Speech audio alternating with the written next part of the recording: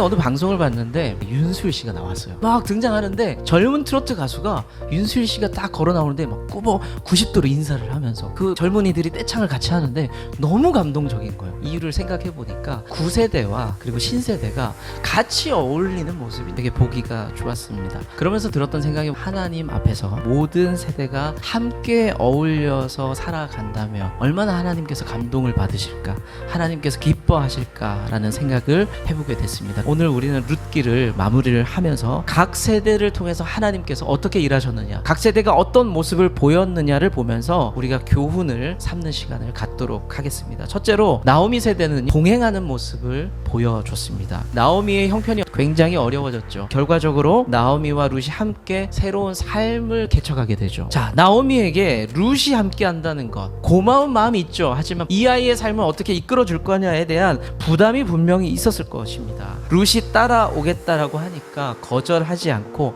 그 삶을 축복하면서 동행을 결정하는 거예요. 성경은요, 젊은 세대와 혹은 기성세대라고 표현하는 나이 든 세대가 서로의 장점을 인정하고 같이 잘 살아가면 좋겠다라고 권면해요. 젊은이의 강점이 힘이라는 거예요. 체력이 좋다는 거죠. 건강하다는 거죠. 노인의 강점은 백발 안에 녹아있는 연륜과 지혜라는 겁니다. 이 말씀을 한 문장 안에 넣었어요. 함께 어울려 살아야 한다는 거죠. 나오미는 늘 룻을 사랑했었습니다. 사랑으로 살폈어요. 반대로 룻은요, 어머니 나오미를 보면서 존중하고 존경하는 마음으로 따랐습니다. 이런 아름다운 동행이 있을 때 하나님께서 일하셨다는 것을 확인할 수 있죠. 다음 세대를 보면서 참고 품고 수용하면서 같이 걸어가 주세요. 그럴 때 놀랍고 새로운 하나님의 역사가 분명히 여러분들의 가정 가운데 나타날 줄로 믿습니다. 두 번째, 룻에게서 배울 수 있는 덕목은 사랑과 존중입니다. 룻은요, 손익계산을 하지 않았어요. 뭐가 나에게 이익이 될 것이냐, 손해가 될 것이냐 계산하지 않고 어머님께 삶의 헌신을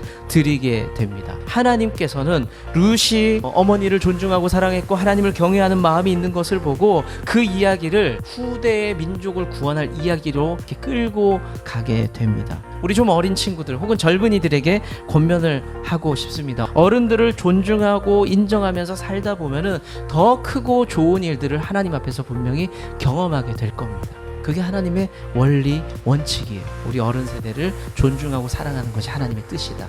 그리고 하나님은 그 가운데 놀라운 일을 일으키실 것이다. 그 믿음이 필요합니다. 세 번째 덕목은요, 보아스 헌신과 책임을 우리가 볼 수가 있습니다. 보아스는요, 룻과 약속했어요. 너 이 밤에 돌아가라. 내가 해결해 주겠다. 약속했습니다. 그리고 기업 물을 자라는 율법 안에 내가 책임감이 있다라고 생각을 했습니다. 그래서 나오미의 가정을 내가 세워보겠다라고 헌신하게 됩니다. 그러면 보아스가 이 헌신을 통해서 얻게 되는 게 뭐가 있을까요? 계산해보면 손해나는 게 분명히 있어요. 그런데 보아스는요, 계산보다는 의무와 책임을 더 무겁게 생각했던 사람이었습니다. 그래서 보아스가 얻어낸 게 하나님의 역사의 이름을 남겼다는 거예요. 다윗의 왕의 족보를 기록할 때 보아스 이름이 나와요. 여기서 끝이 아니에요. 다윗 더 밑으로 내려갑니다.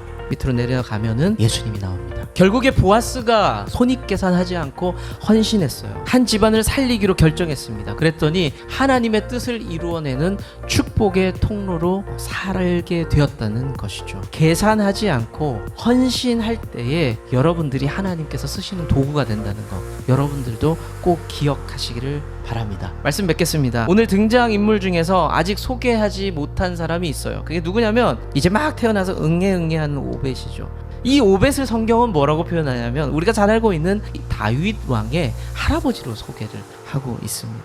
오늘 룻기를 마치면서요, 제가 고개를 끄덕일 수밖에 없는 게 있습니다. 세상 그냥 흘러가는 게 아니구나. 누군가의 헌신과 수고를 통해서 세상은 흘러가고 하나님의 역사는 만들어지고 있구나. 전 인류를 구원하실 예수님 갑자기 나온 게 아니구나. 그 구약 시대에 수많은 사람의 많은 일들을 통해서, 많은 사람의 헌신과 수고와 결단을 통해서 아, 예수님이 이 땅에 오셨구나를 보게 됩니다. 저는 이곳에 앉아있는 우리가, 모든 세대가 하나님 도구 되기를 소망합니다. 우리가 서로를 용납하고 동행하고 서로 사랑하면서 헌신하며 희생할 때 하나님께서는 우리가 생각지 못한 역사들을, 놀라운 일들을 보여주실 거라고 믿습니다. 우리 모두가 축복의 통로라는 거예요. 우리를 통해 새로운 일을 준비하고 계십니다. 이런 기대를 가지고 2025년 서로를 사랑하면서 헌신을 작정하고 다짐해 볼 수 있는 여러분들 되시기를 바랍니다.